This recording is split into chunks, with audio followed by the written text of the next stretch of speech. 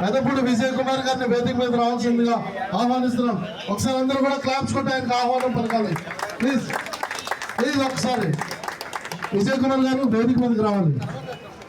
ఒకసారి ప్లీజ్ కొంచెం గ్యాప్ ఇవ్వాలి.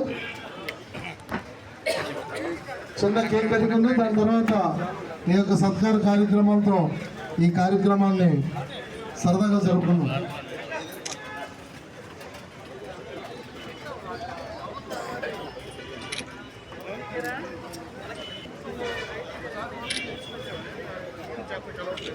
కేక్ కటింగ్ అయిపోయింది. టేబుల్ తీసేయాలి ఇక్కడ.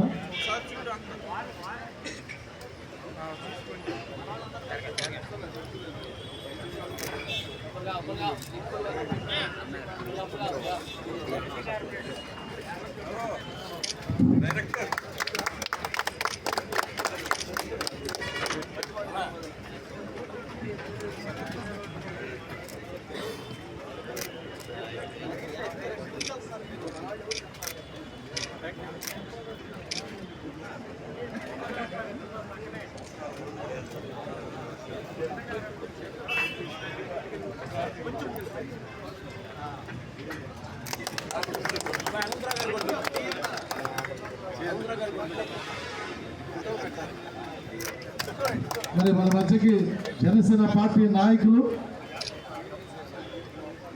ఆంధ్ర రాష్ట్ర ప్రోగ్రామ్ కోఆర్డినేషన్ కమిటీ చైర్మన్ గౌరవనీయులు కేకే గారికి, అలాగే జనసేన పార్టీ మీడియా విభాగ అధ్యక్షులు చక్రవర్తి గారికి స్వాగతం సుస్వాగతం.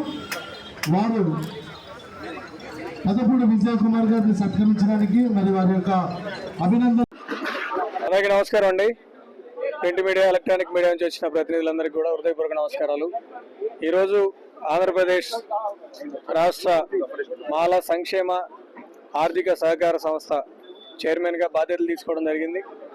ఈ గొప్ప అవకాశాన్ని కల్పించినటువంటి జనసేన పార్టీ అధ్యక్షులు, రాష్ట్ర ఉప ముఖ్యమంత్రి వర్యులు గౌరవనీయులు శ్రీ పవన్ కళ్యాణ్ గారికి, అలాగే రాష్ట్ర ముఖ్యమంత్రి వర్యులు శ్రీ నారా చంద్రబాబు నాయుడు గారికి, ఇతర మంత్రులకు, ప్రభుత్వ పెద్దలకు, పార్టీ నాయకులందరికీ కూడా హృదయపూర్వక నమస్కారాలు, ధన్యవాదాలు తెలియజేస్తా ఉన్నాను. అందరికీ తెలుసు, గత వైఎస్ఆర్ కాంగ్రెస్ పార్టీ పాలనలో 5 సంవత్సరాల పాటు ఏ విధంగా కార్పొరేషన్ నిర్వీర్యమైపోయే సంగతి మీ అందరికీ తెలుసు.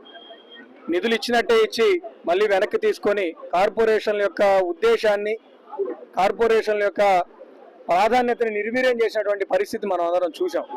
కానీ ఈ ప్రభుత్వం, ఎన్డీఏ ప్రభుత్వం వచ్చిన తర్వాత, గత ప్రభుత్వంలో ఏ విధంగా అయితే దళిత కులాల్లో, ముఖ్యంగా మాదిగ కులాల్లో ఏవైతే అన్యాయం జరిగిందో, ఆర్థిక వెనుకబాటు కారణమైనటువంటి ఈ కార్పొరేషన్ల యొక్క వెనుకబాటుతనాన్ని మళ్ళా పునరుత్తేజింపజేసి నిధులిచ్చి కొత్త జవసత్వాలు నింపాలన్న ఉద్దేశంతో ప్రభుత్వం పనిచేస్తూ ఉంది. దాంట్లో భాగంగానే మన బడ్జెట్లో కూడా మనం చూసాం, సాంఘిక సంక్షేమం కోసం దాదాపు 18,000 కోట్లకు పైగా మనకి నిధులు కేటాయించిన పరిస్థితి. అలాగే కార్పొరేషన్లకే ఈరోజు దాదాపు 340 కోట్ల రూపాయల రాయితీ రుణాల కోసం కేటాయించిన పరిస్థితి ఉంది. సో దీన్ని బట్టి అర్థం చేసుకోవచ్చు, సాంఘిక సంక్షేమం కోసం, ముఖ్యంగా కార్పొరేషన్ల ద్వారా దళిత యువతకి ఏ విధంగా స్వయం ఉపాధి రుణాలు ఇవ్వచ్చు, ఏ విధంగా వాళ్ళని ఆర్థిక అసమానతల నుంచి బయటికి తీసుకురావచ్చు అనే ఉద్దేశంతో ప్రభుత్వం పనిచేస్తుంది అనేది మీ ద్వారా ప్రజలందరికీ తెలియజేస్తా ఉన్నా.